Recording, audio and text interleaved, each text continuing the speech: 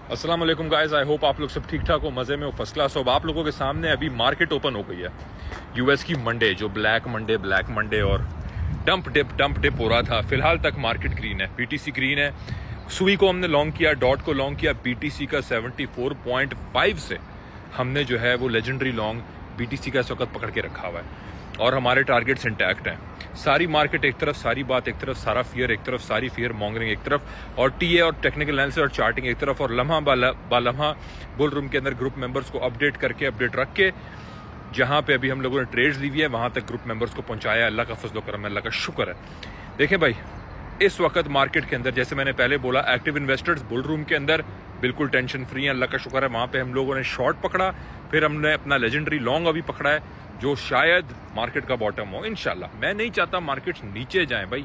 अगर मैं आप लोगों से चीजें शेयर कर रहा था, ये चीजें आप लोगों को बता रहा था, या 2025 को अभी भी मैं by the end of the year recessionary pressure के तौर पे देखता हूं, तो इसका मतलब ये नहीं है कि मैं चाहता हूं ऐसा हो, लेकिन हर एनालिसिस की तरफ देख के मेरा फर्ज बनता है मैं आप लोगों से शेयर करूं। लेकिन जिस तरह मैंने पहले आप लोगों को बोला था कि रिसेशन परसों आएगा, कल नहीं आएगा, इस वक्त कल है, कल आएगा पिवट एग्जिट, उसके बाद आएगा रिसेशन। और पिवट एग्जिट के टाइम पे वो यही आपको बोलेंगे कि रिसेशन आ रहा है, मार्केट से दूर रहो, मार्केट से भाग जाओ, और बड़े से बड़े बोल्ड अल्फाज इस्तेमाल करेंगे, जिस तरह से इन्होंने किया है। जिस तरह फॉर एग्जांपल उसके बहुत बड़ा क्या है, ब्लैक मंडे, 1987 का क्रैश अभी आ रहा है। टैरिफ जो है वो इन्फ्लेशनरी है, टैरिफ इन्फ्लेशनरी है भाई। टैरिफ से एक वक्ती तौर पे कीमतें जरूर चीजों की बढ़ेंगी, लेकिन इन्फ्लेशन ऑलरेडी यूएस में चला गया है। इन्फ्लेशन यूएस में 2022 में था, 2023 में था, जब इन्फ्लेशन 9% से ऊपर चला गया था 2022 के अंदर, वो इन्फ्लेशन था। उसके बाद रेट्स हाई हुए, फिर रेट्स कम हुए, इन्फ्लेशन कम आया, इन्फ्लेशन के टारगेट के करीब आ चुका है।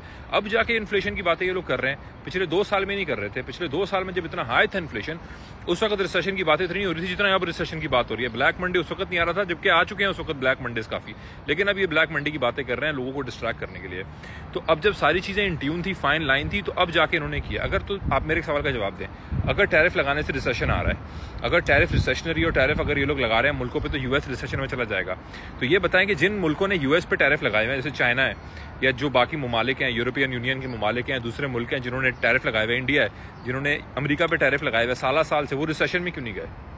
उन लोगों का बेड़ा गर्क क्यों नहीं हो गया अमेरिका पे टैरिफ लगा के? अगर टैरिफ लगाने से बेड़ा गर्क हो रहा है तो उनका बेड़ा गर्क क्यों नहीं है? बल्कि वहां तो मैन्युफैक्चरिंग इंडस्ट्री और बढ़ गई, वहां पे कंज्यूमरिज्म और बढ़ गई, वहां लोगों के हाथ में और पैसा आया, उन्होंने यूएस इकोनॉमी वालों को बेच के और पैसा कमाया और पैसा बनाया। तो ये कि टैरिफ रिसेशन ले आएगा इटसेल्फ अलोन, ये गलत बात है, गलत उलाम बात है, और मैं इसलिए इस चीज पे इतना बिलीव भी नहीं कर रहा था। और मैं आप लोगों को टैरिफ को नॉट एज अ नेगेटिव चीज पेश कर रहा था। जितना मैंने मजीद इस पर रिसर्च की तो मुझे ये लगा कि इतना नेगेटिव नहीं है जितना नेगेटिव करके मार्केट इसको पेश करना चाह रही है। तो मैंने आप लोगों को उस पर एजुकेट करने की कोशिश की। ठीक है भाई, टैरिफ लगाए, टैरिफ लगेगा, इंपोर्ट पे लगेगा ना, ठीक है। जो करंटली आपकी एग्जिस्टिंग चीजें हैं यूएस के अंदर जो प्रोड्यूस हो रही है उन पर तो नहीं लगेगा ना, तो लोग उनकी तरफ चले जाएंगे। सिंपल सी बात है भाई।